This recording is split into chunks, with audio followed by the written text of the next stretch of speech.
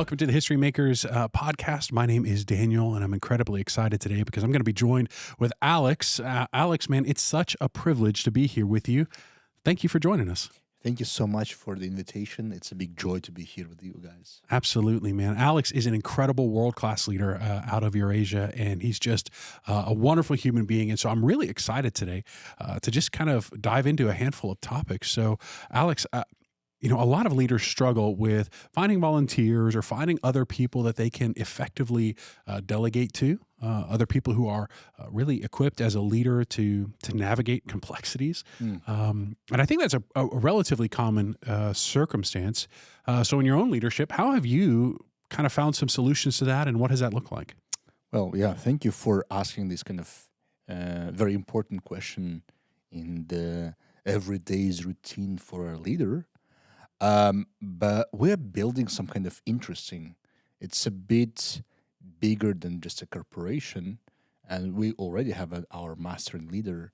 And in our kind of part of the world, you cannot. And I think it's a truth that around the world as well, that the different churches cannot motivate to work with the money or with the position Right. or other things or stocks.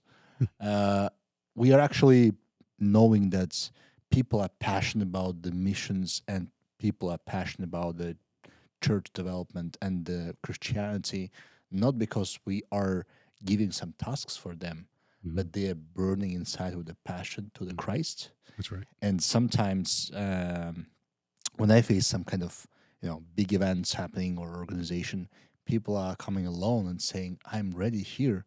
How can I serve to you? How can I help you? How can I be useful?" Because we all understand that it's a task which was given by our Lord That's to right. us, as with the Great Commission. That's right. So I think it's a bit different when you are having this kind of community and ecosystem of people, and everyone is ready to serve. Yeah. And it's less troubles for our part as leaders to find the volunteers. Sometimes it's hard to understand how we need to develop the skills of these Yeah. volunteers because they're ready to help, but Yeah. they don't know how to help. That's the thing. That's right. Yeah. And it's a bit different question. But but in general, I think we're having already ready people who are ready to serve. That's incredible. And I really think that's probably a testament to your leadership and to the leadership of some of the other people that I know you have the privilege of serving alongside, because I think it's really built out of clearly cast vision, right? When people see that clear vision, they're able to establish that passion for the harvest, that passion for the things of the Lord. Exactly. And as they see that intimate walk with him lived out in their own personal lives and in the lives of their leaders, I think that Exactly. that carries some of that result. But you brought up a great question there, and I just want to touch on it for a second. You said, sometimes they come with that passion, but they're lacking some of the equipping. How do you navigate that? I mean, how do you help get them equipped? Well, first of all, I'd like to thank you, Ally, because in Eurasian context, the majority of the leaders and the pastors received Christ because of the crisis. Something bad happened in their lives, like addiction or prison or some troubles and the problems, and they came to Christ. All these problems or addictions left, and then they started to grow as leaders and pastors, and they didn't have enough time for a MBA degree.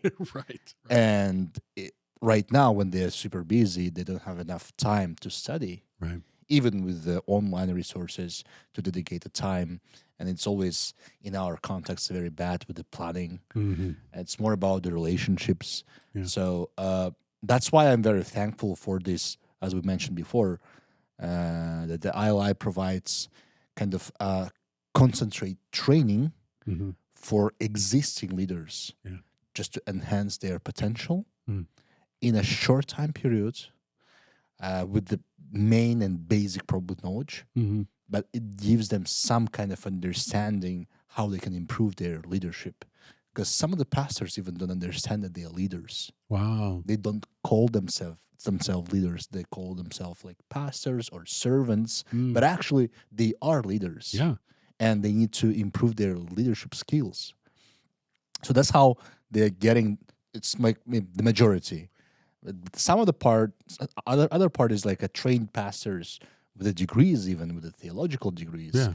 And here ILI helps to remind them the basics, the Yeah. foundation from what to start, Wow. or again from what to what is the main thing Right. in their life. And I think I would no. I was just going to say I think to me one of the elements of that's so encouraging is really that deeper heart that comes from the past of looking at core values, right? Mhm. And for them to be that the core, the foundation, the that establishment, so that men and women that are called by God to accomplish His vision, they have that ability to connect in.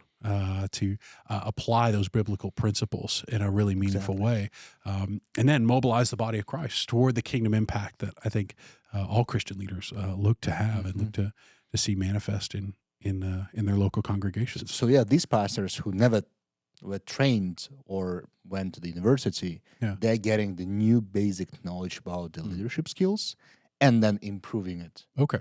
And those guys who had already the training at the university, they are being reminded about the foundation or forgotten things. Right. And Right. it helps in both ways. And I like the second thing that during the training, it's like a lot of time for discussions. Mm-hmm. We can share our experience. We can share in a small group some issues which are in the context reality or in this specific issue very important, and we share our background and knowledge. And the third thing, what I like, that's the focus about the leaders and their future, not about their past.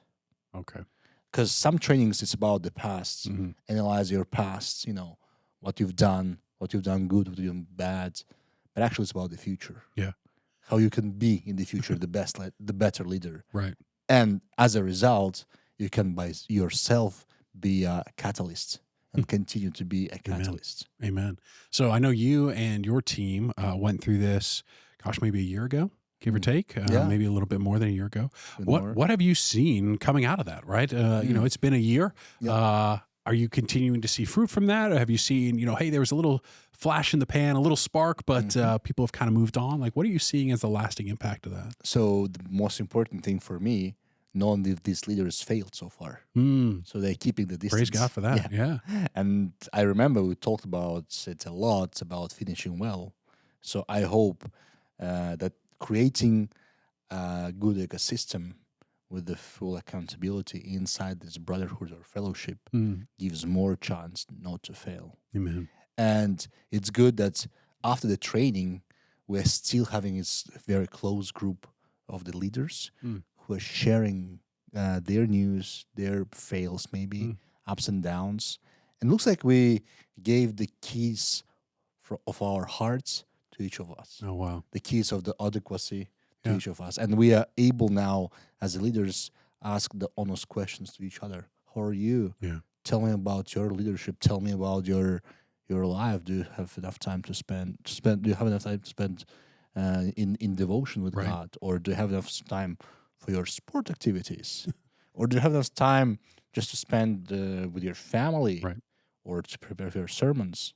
And it's like the same leader of the leaders, same level of the leaders, that they can share the same values as well as same kind of challenges. That's really good. I think sometimes for leaders that sense of community can feel absent, Exactly, or can feel so far away. And so I love that you've been able to establish for this group that sense of community, that sense of fellowship across a variety of different contexts and groups. That's what I'm trying to tell to everyone, and have been telling a lot to any leader in the world. You are not alone. You are not alone in your position. Wow. We are sharing the same values and the same problems, and you can join this community of the leaders and be a part of the family, truly family. That's right. And when you do know that you're not alone, you feel a kind of relief. Yeah. Yeah, well, I mean, gosh, you flew a ways here, and anytime you're in an airport and it's just you, right? Hmm. You're in a new place, it's a new context, you feel that loneliness, and I think for a lot of leaders that can be a place where they maybe they set foot and maybe plant themselves a little too long. And so if you're a leader out there who's watching this, I just want to encourage you, man, God didn't call you to lead alone. In fact, Mm. if our faith is anything, it is relational in nature, right? We're invited into a relationship with God, and he intends us to lead with others. And so, there are communities out there like the International Leadership Institute that want to come alongside you, encourage you, equip you, and mobilize you and your team to have that sense of community. And so it's so exciting to hear that you're seeing that. As I think about that, another kind of leadership question comes to mind, Alex, is particularly in the West, I think we're seeing this. And so I know you don't necessarily come from the West, but I'd love just kind of your thoughts here. In the West, we're seeing a lot of decline in institutional trust, right? So maybe government or media or church, generally, historically, those were trusted institutions. Yeah. But trust has begun to erode in those places. Lacking. And that can be a really difficult thing for a leader to look around and go, hey, just because I'm leading an institution, right? I'm leading the church. Now you trust me less because you're trusting institutions less. From your context, help unpack that a little bit for us. What have you seen? Is there institutional trust where you're from? And how have you guys led in the midst of those things? Well, in our part of the world, because of the communistic past, people don't trust to the state. Okay. So it's like when we hear something in the news, it's like, no, it means something opposite is happening. So the news will tell you the news, but only because it's the opposite. Well, at least maybe it's changing now. Okay. But, in general, this kind of sense, Sure. no one trusts to the government. Or at least the majority doesn't trust the government. And the thing is that in the East, everything is based on the relationships.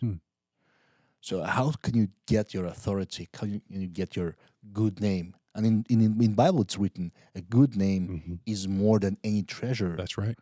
So our trust is based on our good names.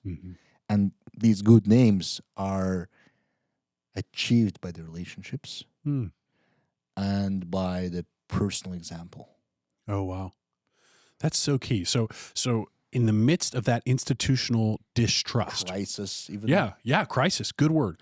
So in the midst of that institutional trust crisis, it's the relationships and it's the personal example. It's really that lived out integrity. Would that be another way to think of it? That has been that mechanism that has sustained trust for you all. I mean, is that a fair thing to say? I think so, especially when we see in the Eastern context, and Bible is about the Eastern context. Yeah. What did Jesus did first? He built relationships, feeded, healed people, and only after that, on this basis of this authority, of these good things, on these relationships, he shared the gospel. Same thing in our part of the world with the gospel. We don't jump into the lives of the people saying, hey, receive Christ. Right. Or God loves you. Right. It's a bit marketing kind of thing for us. First we say, hey, slow down. Let's go to drink a tea. Let's go to eat something together. Yeah.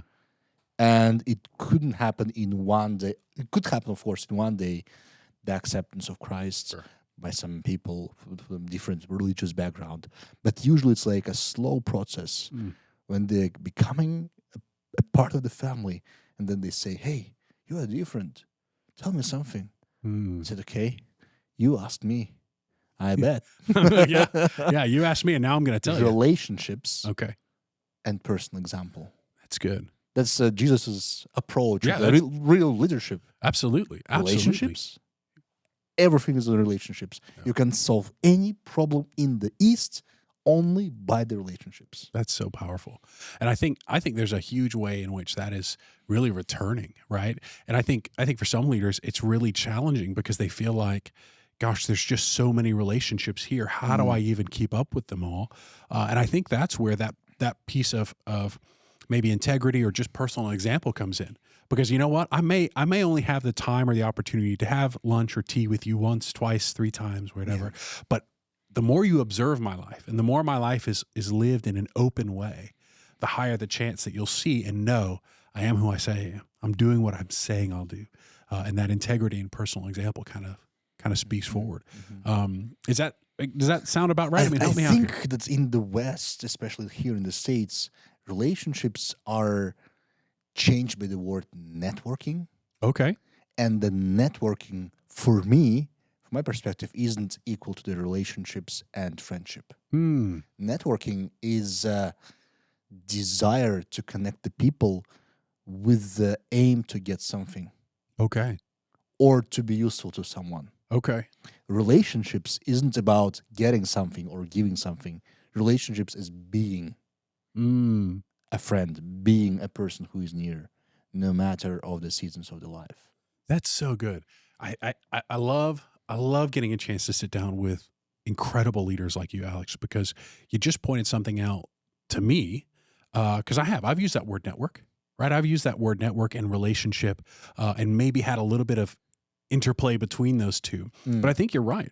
I think sometimes in my context, that word network is very much driven by we're going to serve each other or we're going to pursue something together, right? The definition is there's a third thing here that neither of us is saying, right? This is what we're really after. And we're going to pursue it in some way. But what you're saying is the relationship is actually about being in relationship with one. It's being, right? It's in that deeper sense. Is that? Yeah, because I've sometimes even heard this kind of expression, this connection didn't work out. Meaning we did something. But that third thing never happened. Never happened, exactly. But the relationship and friendships, it's about this connection didn't work out. It's about working out all the time these relationships and connections. Right. That's right. Even despite the failures, maybe, or problems. And the relationships is like a thing when you are kind of not investing, but given a part of your life. And part of your heart. Yeah. So it's kind of not the business model. So networking is about the business model. Yeah. And you can even get a degree and get a PhD, how to be a best networker of the world. But the relationships is just sometimes to call a friend and say, hey, how are you today? Have you eaten? Let's go. Yeah. But sometimes relationships is about 24/7. And sometimes we have these jokes, relationships is drinking tea all the time. Because we drink it all of tea. Yeah. So well, hey, I mean, American context here, it's all the coffee, right? So it's drinking coffee all the time. No, that's it. Man, I love getting this chance to sit down and think through and understand, again, that biblical rootedness of relationship, right? Because again, if our faith is anything, it's relational, right? It's designed to restore relationship and establish relationship and rebuild relationship. And you're right, that is the model of Christ himself. And so I love getting a chance to unpack some of these things together. In the Bible, we have this example when Paul with Barnabas and their connection didn't work out because of Mark. Right. Paul decided to leave him and took Titus, if I'm not mistaken. But Barnabas said, hey, I'm not giving a second chance to you. Yeah. Because you're my relative. That's right. You are the bastard, but my bastard. That's right. And what happened then? He gave a chance to Mark. And now we have a gospel. That's right. We could never have a gospel without this. Yeah, we could have been missing that one. Without the second chance of Barnabas. Right. And I love the leadership style of Barnabas. Because you couldn't find any word of Barnabas in Bible. Only actions. That's good. Yeah, we don't have his words, but we see his actions. We see the fruit of those actions, and he's known as being that one that was encouraging, that was mobilizing, that was investing in these other leaders. And so relationships and personal example. That's it. Relationships and personal example. Man, I love that. Thank you so much for that. Kind of along these lines, as you get the chance to travel, and you get the chance to lead. Is there any other thing that you would just say, hey, as I see and interact with Christian leaders in other contexts, okay, what's one thing you're seeing that you go, hey, as an outsider, I see this, Mm. and maybe there's an opportunity for growth here? Mm. Well, it's interesting thing that I've observing some Western things Mhm. from a different angle, and it is a sad thing that I've seen, especially in the last 5 years. It's families of the pastors Yeah. and their children, especially not following Christ. Mm. And probably here's again about our main kind of topic. Yeah, Yeah. build your relationships with your family first, and be a good example for your family first. Yeah. So it's like maybe it's not advice, but prayer. Yeah. Hey, let's open our eyes on our families Mm. first. You know, I had a professor in college, and he told me this. He said, Daniel, be aware. There aren't many family life centers named after these great men of faith. Mm. And he meant it to me as a challenge to say, look, they're remembered for lots of different things, but it's rare that they're remembered for the way that they led and loved their family. And, you know, we believe that the family is God's building block for society, right? Family priority is an essential core value for effective Christian biblical leadership. And, you know, I think your word there is not just correct, but it's almost like a flare or a warning sign that just says, hey, be aware that success in all of these other realms that leads to failure in your home is still going to be a loss. It's gonna hurt. It's gonna carry consequences. You know, we were talking about one particular place recently, and it's known for sending missionaries, but it itself now is receiving missionaries, right? And it's that same thing kind of borne out where it's, hey, it's a context where I've forgotten that starting place. My home is the starting place for discipleship. My home is the starting place for an intimate walk with the Father. And for my leadership as well. That's right. That's right. And so, man, that's just such a good word. I would love to see one day the materials of the ILI for families. Leadership in the family. Leadership in the family. That's so good. In the family. Absolutely. Well, again, I think that's that central and foundational piece. And I think for the Christian leader, for the Christian pastor or business leader, that can just be so often just kind of glossed over, right? Well, oh, they're okay. But no, you know, we're not investing there as we would maybe in some other context. And I know also that it's hard to be a Christian here. Yeah. In the West as well. The landscape has been changed a lot. And that's why that now, guys, you're not alone. That's right. That's right. Well, and I think that's what's so encouraging to me, you know, as I've had the privilege of joining in with ILI in this movement, it's really actually been observing how the body of Christ globally, the experiences the valleys and the mountaintops at different times. And so we have the opportunity in this kind of a movement and in this kind of a community and family, we have the opportunity to learn from one another, right? To hear about growing up in a context of institutional distrust and going, you know, look, yeah, when we see it on the news, we know it's probably the opposite of that. Or, you know, okay, so how do you lead in that context, right? There was a time here in the West, particularly in the States, where if you were a pastor, you were just assumed to have a level of integrity. And so you could just say it and it was just received. And you know, we're watching that shift a little bit here, and I'm sure that there are leaders here watching that you've been in similar spots where you're watching kind of culture change. I want to encourage you, as Alex said just a few moments ago, man, there is a community out there. There is a network out there. There are relationships out there designed by God to encourage, embolden, strengthen one another toward His kingdom objectives, His kingdom desire. Remember when Christ taught us to pray, we were taught to pray, your kingdom come, your will be done on earth as it is in heaven. And as Christian leaders, when we co-labor alongside one another and walk together and spur each other on, we actually build out that network and are better able to bring about that kingdom come. So if you're out there, I just want to encourage you, man, find that community for yourself. Talk to your pastor, talk to that network, and get plugged in. get into that relationship, and like you said, Alex, it's not for that third objective, but simply Hmm. to be in the Hmm. Hmm. relationship with one another and live that out. Yeah. If you're looking for that kind of community, I want to encourage you to take a look at the International Leadership Institute, ILIteam.org, ILIteam.org. There you're going to find some connections, some resources, and a community of believers that are really centered on equipping each other and accelerating the spread of the gospel. Yeah. And that's where you're going to find great leaders like Alex and the opportunity to build relationship across those contexts and cultures. Thank you so much for being a part of this time and conversation. We just want to encourage you to go out, accelerate the gospel, and be used by God to make a difference.